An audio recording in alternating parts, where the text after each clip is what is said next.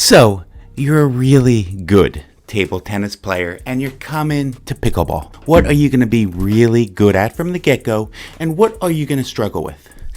I know enough about table tennis not to call it ping pong.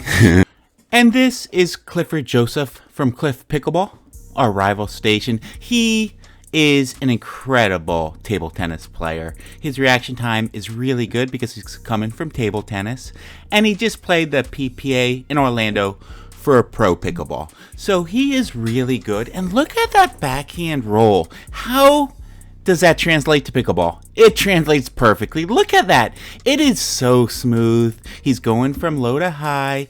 This is why table tennis players transition so good to pickleball. And look at him hit that forehand in table tennis.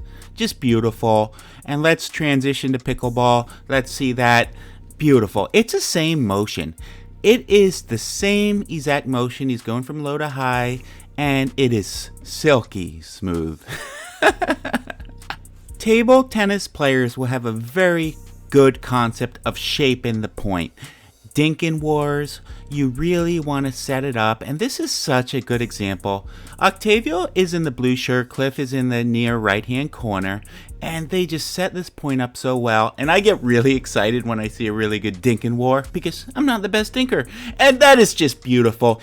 Table tennis players have an innate ability to read the opponents. They are trained to do this. I believe innate is the right word. It's ingrained in them. Table tennis players will not have the best overhead. They're not used of the overhead motion. Mark's rated 2150 in table tennis, and he's developed a good overhead. But I like to teach this skyhook motion. That's Lydia. She lives in the Villages. Very accomplished in tournaments, but that skyhook motion's a lot easier on the shoulder. So I teach that to table tennis players converted to pickleball. This is Patricio Perea. He's rated 2300 in table tennis. And if you watch this tournament, he plays such a good match. But look how there's so many similarities between table tennis and pickleball. There's just so many similarities. And look, this guy comes out of his socks. Look at all that spin. That's why table tennis players really do good with those spinny paddles. This is Patricio playing pro against me and David now in Tampa. And he can really read his opponents. He moves them around. Very deceptive. And look, he carves that point and he makes me look like a piñata. It's really tough doing these segments when you look really bad on camera. But really good friend. And Patricio, come back to Orlando.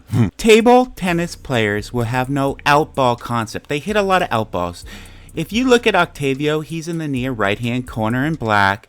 But let's count how many outballs he hits. I would say that's 1, that's 2. The reaction times are so good, but in ping pong or table tennis, everything hits a table. So they have no outball concept.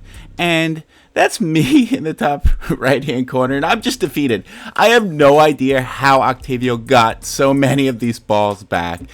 But he could have let some go, He could have won the point earlier. So if you're playing a table tennis player in a tournament, know they're going to hit pretty much every ball. Guys and ladies, thank you so much for watching. I'm going to keep the segments coming. These do take me a long time, so please subscribe. Have a good day.